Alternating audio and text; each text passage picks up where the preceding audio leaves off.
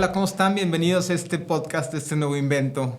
Se llama Vete a la Vet, un producto más de CBDL y todos los eventos de especialidad que manejamos desde Congress and Meeting Group. Pues bueno, estamos muy emocionados en esta primera edición con nuestro creador, nuestro fundador. Esto es un podcast de veterinarios y también no veterinarios, pero para la industria veterinaria. Y pues bueno, qué placer darle la bienvenida el día de hoy a alguien que además tengo el honor y el privilegio de llamar papá, César Morales. Hola Marce, qué, qué emoción, pues muchas veces me habían entrevistado, pero nunca me había entrevistado un hijo, entonces eso lo hace Ya está llorando y todavía no diferente empezamos. porque, número uno,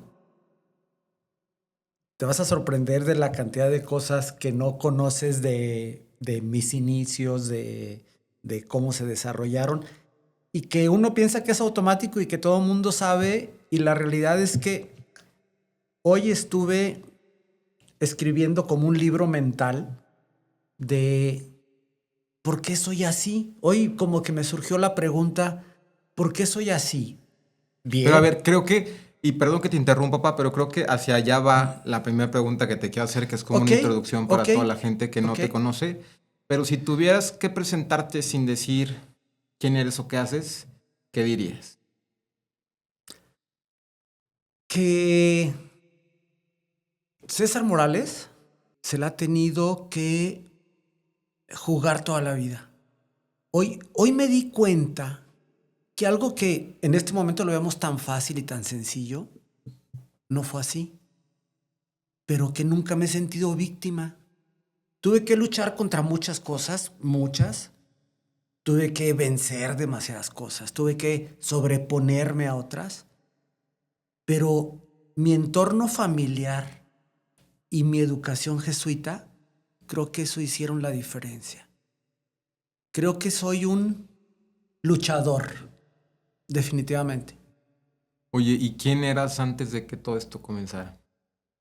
Pues antes de que todo esto comenzara, eh, ya después hablaremos de la vida personal, pero profesionalmente era un veterinario que luchaba todos los días, que estaba súper bien preparado y súper bien entrenado, al nivel que se podía tener en aquel tiempo, donde no había internet y donde era muy difícil viajar para capacitarte o conseguir buenos libros, pero era incapaz de monetizar mi talento, incapaz. Siempre fui bueno en lo que hacía, siempre, desde niño. Todo lo que me proponía siempre llegaba a un grado que podía superar a alguien más.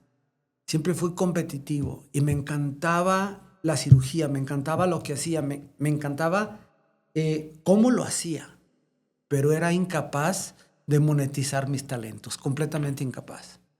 Digo, a nosotros que nos tocó también como, estamos un poco más chavitos, pero que nos tocó todo el crecimiento, pues sí, también siento que toda esta progresión la vimos de una manera, o sea, sencilla, como gradual. Sí tuvimos episodios, luego la gente también conoce la historia de mi papá, pero no conoce la historia de la familia de César Morales, que al final también fue un elemento clave para que el evento se desarrollara desde otro ángulo por completo, ¿no? Pero pues creo que en este hacer y no hacer para construir lo que hasta el día de hoy has construido, pues hubo también muchos sacrificios, ¿no? Sí hubo muchos sacrificios, Marce, me queda claro. Y no desde el ámbito trágico, o sea, al final son sacrificios que también a mí en lo personal y en lo profesional, pues creo que me forjaron como persona Claro, emocionales, emocional. personales, pero si esa pregunta me la he hecho muchas veces y ahora los chavos dirían que ha sido orgánico, la realidad es que te diría que se me hizo muy fácil. Yo veo cuando la gente habla de lo que hemos construido, habla desde un modo en donde le da un mérito tremendo. Yo creo que sí, pero para nosotros ha sido una cuestión de día a día. O sea, para mí esto que pasó del primer congreso en 1996 a hoy, me queda claro que ha pasado un río de situaciones a partir de entonces y creo que mi capacidad de tomar decisiones nos ha ayudado a llegar en donde estamos. Pero si alguien pensara que yo me desgarré la vida para llegar hasta aquí, no. La verdad es que creo que ha sido un proceso bonito, divertido, Sí, con sus desafiante, matices, o sea, con sus altos y con sus bajos. altos y bajos, pero yo no creo que haya tenido que entregarle mi vida a este proyecto. Creo que es O algo sea, ¿no te pasa que a veces normal. cuando la gente externa o tiene algún argumento positivo sobre ti, tú ni siquiera te lo crees? O sea, cuando la gente realmente dice que organizamos el evento más importante para la industria veterinaria, o sea, yo siempre digo, mi, mi mayor beneficio o mi argumentación personal es que a mí ni siquiera me cae el 20 de esto. Yo sí me lo creo, porque lo sé, porque creo que hemos llegado aquí también por el conocimiento que tengo del mercado y por lo que sé que hacemos. Sí me lo creo, pero no creo que sea tan meritorio. Creo que ha sido una evolución normal y una toma de decisiones acertadas, siempre de acuerdo al conocimiento que tengo en mi comunidad veterinaria y al conocimiento que tengo de esta industria, y aunado algo que creo que sí me ha hecho diferente a través de este tiempo, que es a la cultura general. Nos educaron de una manera en donde sabíamos muchas cosas, leíamos mucho, hacíamos un montón de cosas que no hacían en otras familias, y que creo que definitivamente eso ha hecho diferencia. Conocer mi mercado, tener algunas habilidades, pero además tener cultura general, yo creo que esa es la diferencia principal. Oye, esta pregunta me gusta mucho. O sea, de hecho, desde el momento en la que estaba formulando se me hacía como un nudito aquí en la garganta, pero realmente, qué emoción piensas, qué emoción sientes cuando ves un poquito en retrospectiva todo esto que se ha construido, ¿no? Yo creo que lo primero es agradecimiento, Marce, porque muchísima gente se esfuerza, muchísima gente intenta, mucha gente trata de hacer cosas y literal se le va la vida en eso. Y yo creo que a lo mejor me llegó un poquito tarde. Esto es ya casi cerca de cumplir los 40 años. Me pasé mucho tiempo preparándome para esto. Pero en cuanto lo descubrí, me di cuenta que tenía algo en mis manos. Entonces, lo primero es agradecimiento, por supuesto, porque para que esto suceda, muchísimas gentes han sido actores importantísimos en el desarrollo de esto. Entonces, definitivamente, la primera palabra sería agradecimiento y la segunda sería satisfacción. Oye, vamos a la siguiente sección, que se llama Confiésalo Todo. Vamos a hacerle doble clic un poquito a todas las emociones que te han llevado a donde estás el día de hoy. Creo que sí. ¿Alguna vez pensaste en rendirte con CBDL? No, a pesar de que estaba todo en contra. Todo completamente en contra. ¿O Teníamos... estuviste a punto? Ese detalle negativo, esa piedrita en el zapato. Ah, claro, claro. Después del tercer evento, me lo puse como límite, no porque no quisiera seguir adelante, sino porque ya no tenía un presupuesto personal que me permitiera perder un año más. Un accidente que no me pagaron una camioneta en pleno año del error de diciembre, en el 95, que se acabó todo mi capital y que finalmente me dejó 40,000 pesos que me habían dado de enganche y que luego me estuvieron dando unas mensualidades chiquitas que ya no alcancé a comprar una camioneta por la devaluación tremenda que hubo. Pero esos 40,000 pesos más lo poquito que me pagaron después, más la ayuda económica de mi amigo Carlos Maldonado, me permitieron sobrevivir los primeros 3 años. Pero yo ya no tenía capital, ya me había acabado el dinero de la camioneta. Carlos ya no estaba en posición de seguir apoyando. Y en este momento me di cuenta que el cuarto año era el parteaguas. O sea, fue crucial ese momento. Si volvíamos a perder, por más que yo hubiera querido seguir intentándolo, ya no tenía capital personal para volverlo a hacer. Fueron 3 años de perder.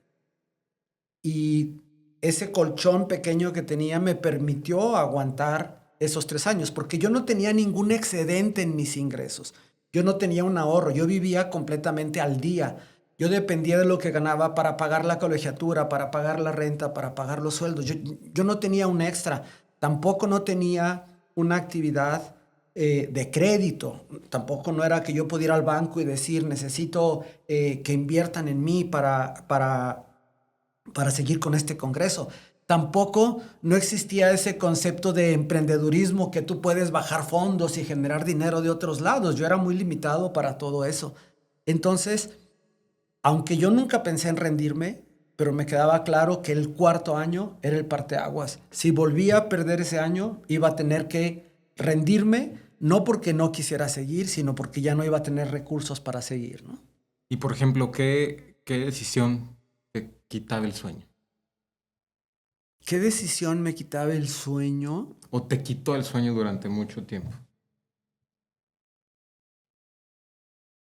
Eh, por primera vez era exitoso. La gente no sabía que yo no ganaba dinero. Pero el Congreso me dio mis primeros 5 minutos de fama profesional colectiva, ¿no? Pararte enfrente, hablar, que tú fueras el coordinador, poder hablar con los conferencistas. Esos 5 minutos de fama, lo que generan en tu ego, en tus emociones, en tus ganas, algo por lo que siempre querías estar, en una posición donde siempre querías haber llegado, fueron definitivos. Pero evidentemente yo sabía que no era eso, porque yo sabía que no era capaz de ganar dinero con ese evento y sabía que estaba completamente en riesgo. Me encantaba lo que sucedía, pero estaba seguro que no lo iba a poder soportar.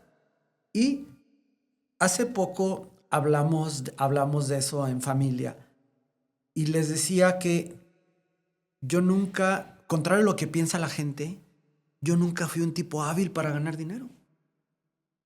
Pero tampoco nunca fui un tipo ambicioso desde el punto de vista de dinero. En mi familia no se hablaba de dinero. En mi familia yo no sé cómo sobrevivimos, yo no sé cómo mis padres nos pudieron mantener con el nivel de vida que teníamos, pero el dinero no era un asset importante en mi vida.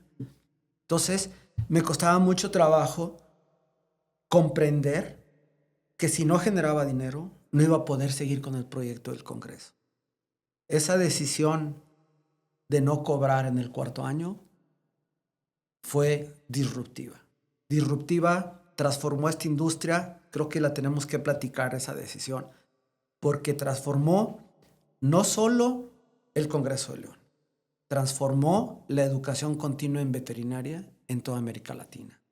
Creo que hasta cierto punto nos hemos anticipado a varios trends de la vida, ¿no? Desde el ámbito familiar, en el ámbito personal, en el ámbito profesional. O sea, ahorita que bien mencionabas el tema de que vivías al día, pero creo que hay otra contraparte y es el tema de mi mamá, ¿no? O sea, al final yo también crecí, o sea, ahorita que hablen con tanta alusión a este tema de la igualdad de género y que las mujeres también tienen que trabajar, eso para mí fue parte de mi vida. O sea, desde que yo tengo uso de memoria siempre fue tú en la clínica, mi mamá en la distribuidora. O sea, como que fue un tren al cual nos anticipamos. Es más, hasta el ámbito del divorcio. Yo fui de los primeros niños con papás divorciados, si no es que fue el primer niño con papá divorciado. O sea, digo, es un tema más personal, pero siempre nos hemos ido adelantado a los trends de la vida. Y recuerdo que me preguntó hace poquito en una reunión en lo del Consejo Turístico que me dicen, es que ahorita el dilema de todos los organizadores de eventos es que, mínimo en la ciudad de León, es que quieren ser como César Morales, ¿no? O sea, quieren igualar o quieren copiar los métodos o las decisiones que tú tomaste para que su evento sea exitoso. Y les digo, sí,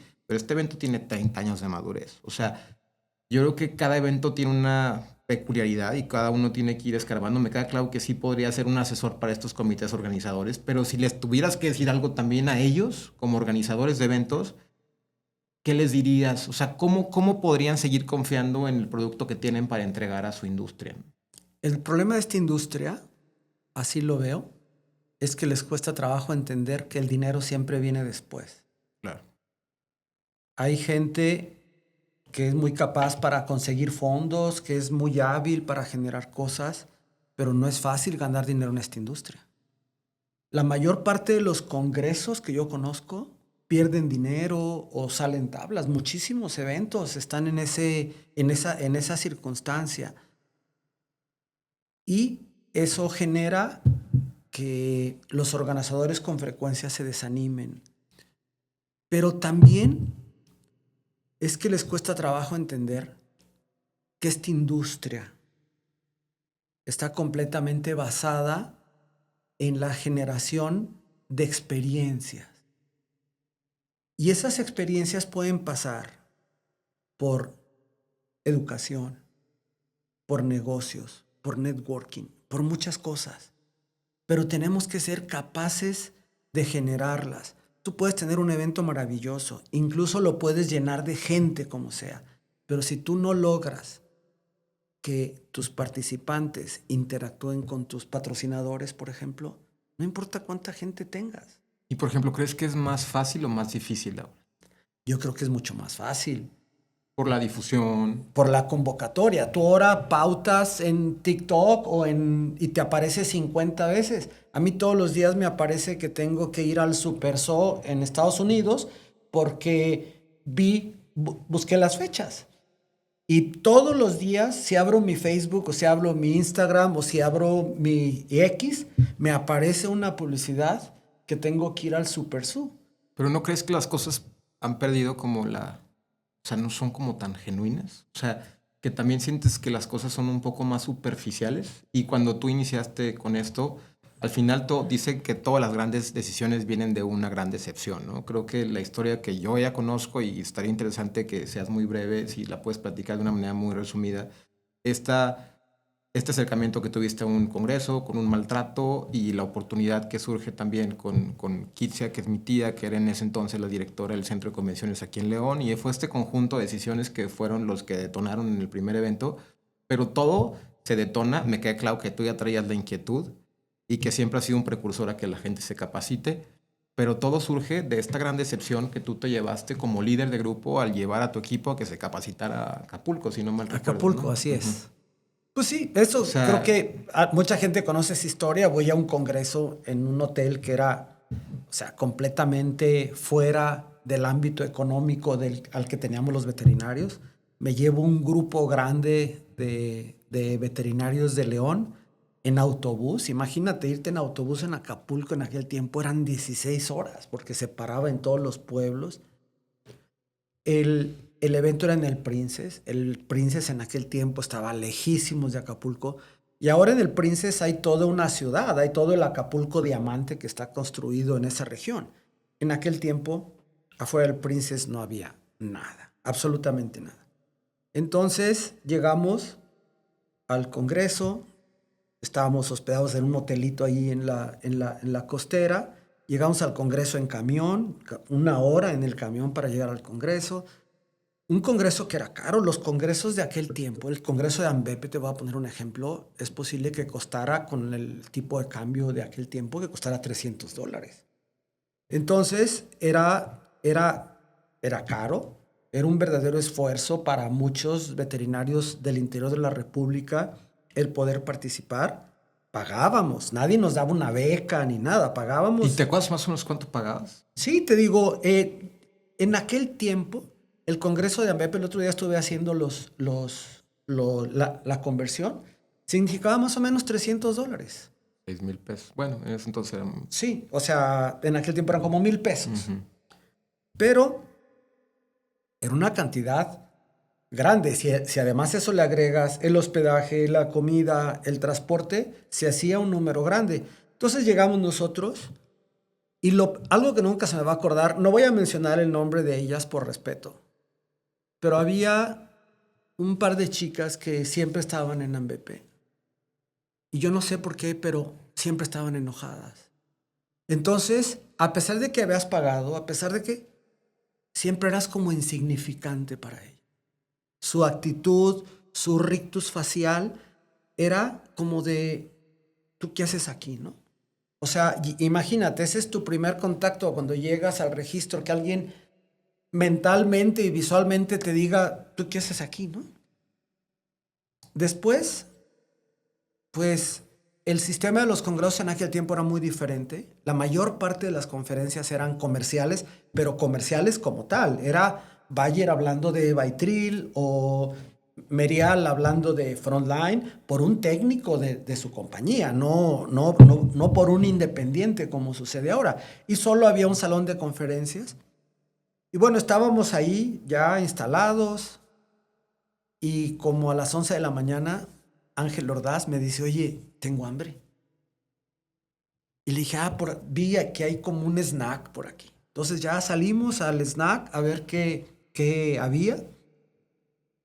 Y pues una cerveza costaba 70 pesos. O sea, estaba completamente fuera O sea, del... si ahorita te dicen ese costo, todo está Claro, caro, imagínate para ese entonces. claro. O sea, era lo que teníamos de presupuesto para comer todo el día. Entonces les dije, oigan, pues hagamos un concurso de a ver quién canibaliza más en el coffee break y quién busca en los stands todo lo que den de comer.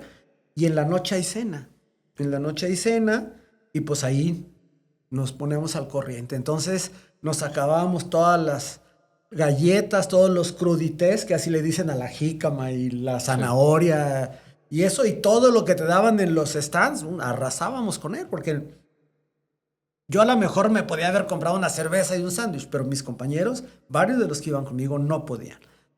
Y en la noche íbamos muy contentos a la cena del Congreso. Nosotros habíamos pagado el Congreso, no es que éramos becados, no es que nos habían regalado o invitado. Íbamos muy contentos a la cena y de repente un veterinario que ya murió muy joven, me hace así con la mano. ¿A dónde van? Y le dije, no, pues vamos a la cena. Y eso que la cena la había patrocinado un laboratorio. Y me dice, ¿están hospedados aquí? Le dije, no, por supuesto que no. Dice, entonces esto no es para ustedes. Así es que nos tuvimos que ir de ahí con la cola entre las patas, muertos de hambre. Y aparte tú como líder de grupo también. Me sentí como humillado, me sentí ofendido porque mis compañeros creían mucho en mí y ellos pensaban que yo tenía más capacidad de resolver cosas, yo también. La relación que yo tenía con muchos de ellos, yo pensaba que me iba a permitir que tuvieran un mejor trato con nosotros. Entonces, después de ese momento, ¿se te cerró el mundo por completo o No, intentaste conseguir no, buscar a alguien que te dejara acceder? No, o... nada. ¿Sabes qué? Tú me conoces, yo nunca pido nada. Sí. Nunca, y desde entonces, siempre he sido, no sé si digno o cómo le podría llamar, pero nunca en mi vida le he pedido nada a alguien para mí. Pero es lo que te iba a decir, justamente, no para ti, sino para tus compañeros. Hablé con ellos y les dije, oigan, así están las circunstancias. Le dije, pues vi unos tacos muy cerca del hotel, agarramos el camión, nos vamos unos tacos, acabamos ahí en un centro nocturno de mala muerte, comiendo unos taquitos en la calle.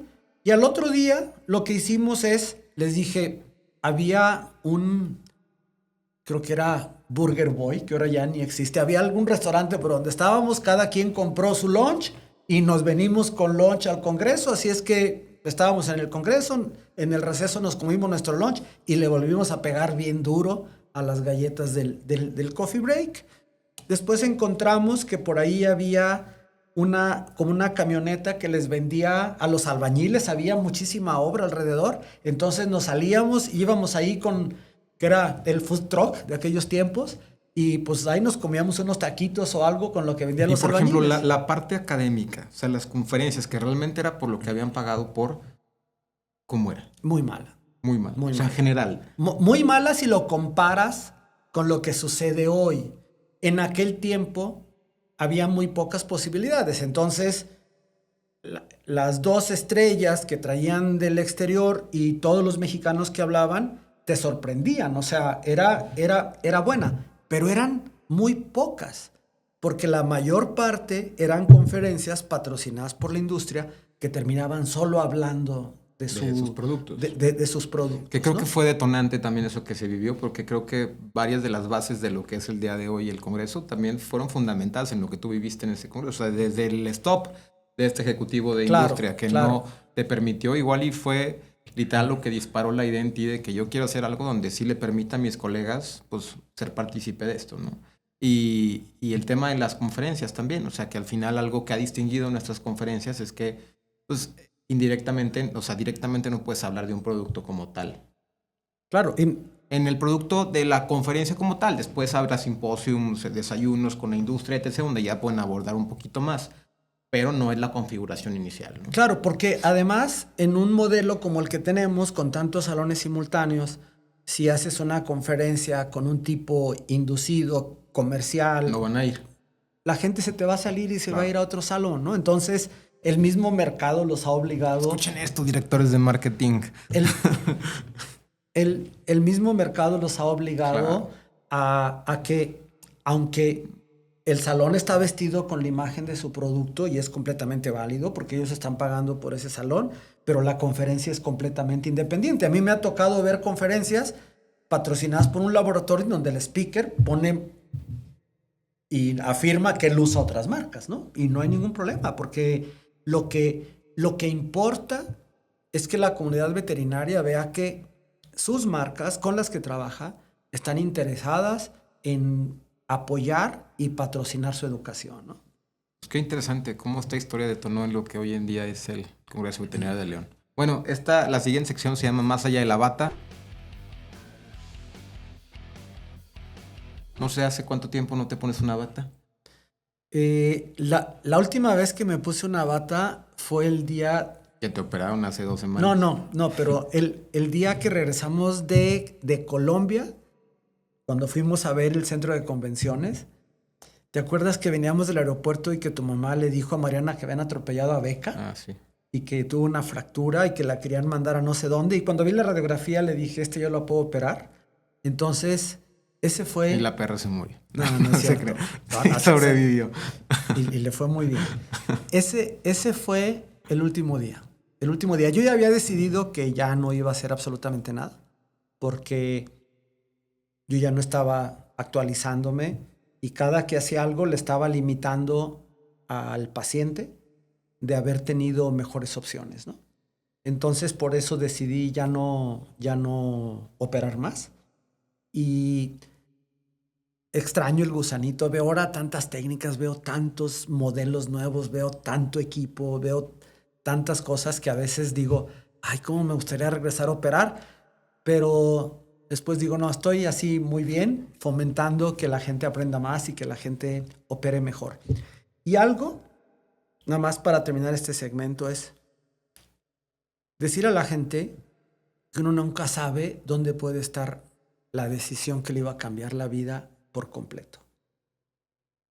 El que se me hubiera ocurrido que si no daba coffee break y si no hacíamos cena, yo podía no cobrar. Eso transformó esta industria. Ese es un tema para un...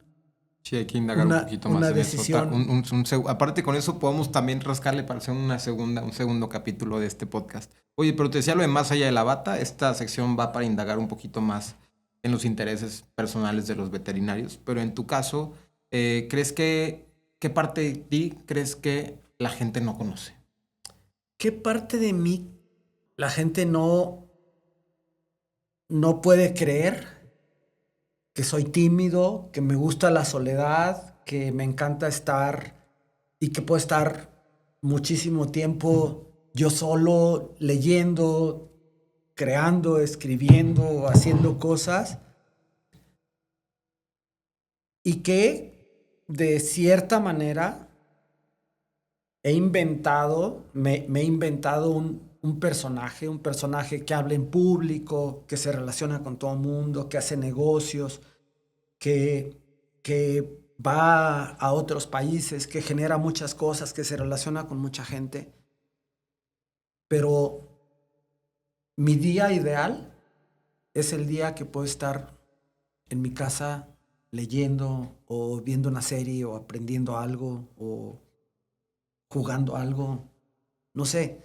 Ese es quizás lo que a la gente le cuesta más trabajo entender de mí. Sí, o sea, te ven con tu traje de primera, que además nadie se atreve a poner los trajes que se pone mi papá. O sea, platicando con la gente, hablando conversación con la industria, compartiéndoles un consejo y no pueden creer que en el interior, en el fondo, eres un poco tímido hasta cierto punto. Claro, y que estoy con shorts y tenis todo el tiempo. Para mí era un shock al principio. O sea, ver a mi papá tan desenvuelto cuando lo conocía desde un ámbito un poquito más pues sí, introvertido, era y complicado, pero bueno, ya me acostumbré a conocer a mi papá y conocer al personaje también como tal, ¿no? Que creo que los dos están muy complementados con Ah, los años, claro, como que estés fingiendo ser una persona que no no es eres. fake. No, no, Exacto. no, no, por supuesto, no es Es fake. más, siento que una parte de ti es lo que no pudo ser en la otra, ¿no? Quizás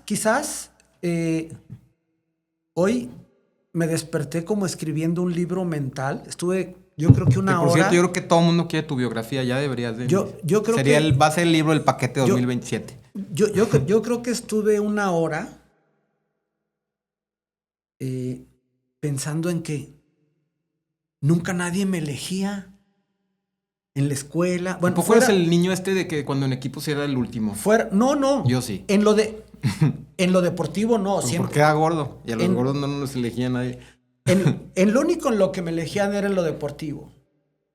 Pero, por ejemplo, si en la escuela iba a haber un campamento no sé qué, o si en los scouts íbamos a hacer algo, o si en general en los grupos en donde estaba, siempre era un seguidor. Nunca nadie me elegía a mí. Pues yo creo que el brillo aturde, ¿no? O sea, el brillo aturde y hay gente a la que no le gusta ver a la gente brillar. Y además, por ejemplo, en mi escuela, es una escuela jesuita maravillosa, Lux, pues también estaba muy regida por esos papás escuela que todo el día la mamá está metida con los padres y que les lleva un regalito y que les lleva de comer. Mi mamá nunca en la vida se paró en la escuela. O sea, mi mamá decía, los problemas de la escuela los tienen que resolver los maestros y los jesuitas, y yo resolveré los problemas de la casa. Entonces, si había que pasar a leer, a mí nunca me elegían. Si había que tener un personaje en la obra de teatro del fin de año, a mí nunca me elegían. O me elegían y era el árbol, ¿no? O la maceta. Y siempre me tuve que sobreponer a eso. Me queda claro que no me elegían y sé perfectamente por qué. Porque siempre cuestionaba. Yo nunca he podido no cuestionar. Si algo no estoy convencido, no importa el nivel jerárquico que tenga la persona, Sí, vas a quién cuestionar. está, yo voy a cuestionar y le voy a decir, oye, yo creo que eso no está bien o no está mal. No es que yo tenga razón, no es que yo tenga todas las respuestas, pero es que mi obligación es cuestionar para que me expliquen por qué voy a hacer algo si yo no estoy convencido de hacerlo. Con mucha frecuencia me convencieron porque me dieron la explicación correcta. Pero te das cuenta que a la gente no le gusta que la cuestionen. Y por otro lado, Marce, y porque a lo mejor esa timidez o algo, la gente que me oye ahora no puede entender el problema de tartamudez que yo tenía. A ustedes no les tocó. O sea, yo sí me acuerdo ligeramente que eras Pero tartamudo. no, pero Marcelo, yo de niño. Estaría padrísimo decir, tengo un papá tartamudo. Yo de niño, después de un accidente que tuve a los 5 años, una fractura de cráneo, las secuelas después de eso fue una tartamudez tremenda. Soy fan de un comediante que se llama El Potro. Síganlo en Facebook, búsquenlo, que cuenta los mejores chistes de tartamudos. No el de Acapulco Shore. Cuenta los mejores chistes de tartamudos. Y me gusta porque yo así hablaba. Pero te burlabas de ti mismo. O sea, siempre he convertido los problemas en soluciones y virtudes. Y éramos una familia de 7. Nadie se iba a preocupar porque me mandaran a terapia de lenguaje como algo. O sea, mi mamá estaba súper ocupada atendiendo a su marido y a los otros 6 hijos como para que se preocupara. Y mi mamá me decía, eres un tartamudo muy inteligente y tan. Y yo solito ideé un método para que se me quitara esa tartamudez. Sí, y actualmente no hay ninguna palabra así que de repente digas ahí. No, estoy tartamudeando. Ahora soy una cosa que se llama taquifrénico. Tengo tantas ideas en mi cabeza y quiero expresar tantas cosas que con frecuencia tartamudeo, pero ya no es porque yo tenga un problema en el centro del habla que me hace tartamudear. Ahora es porque me cuesta mucho trabajo encontrar cuál idea o cuál frase tengo que sacar primero. Mi problemática más grande es que me cuesta mucho trabajo apagar mi mente. O sea, mi mente es multitask, puede hacer muchas cosas al mismo tiempo y le cuesta trabajo estructurarlas y organizarlas para que salga una para otra. No, pero antes no. Antes yo era incapaz de decir una frase completa. A ver, yo en la escuela me acuerdo el loco Padilla que me decía, háblame al contado. O me decían que era la ametralladora o que era como telégrafo. Y mi apodo era el Tarta. Y finalmente, pues era un Tarta que era muy capaz y que le iba súper bien en la escuela porque siempre aprendí muy rápido y siempre fui hábil para presentar exámenes y todo eso. Entonces, siempre tuve como mucha confianza en mí. Eso viene desde mi mamá y mi papá. Entonces, confiaba tanto en mí que sabía que me podía sobreponer a cualquier cosa. De emoción, o sea, por encima de la ciencia o incluso equilibrado. El mejor, la maravilla, te adoraban. Y al otro día, por X o Y circunstancia, fallece el animal y te conviertes en el asesino. ¿Tú crees que el enemigo, el veterinario, es otro veterinario?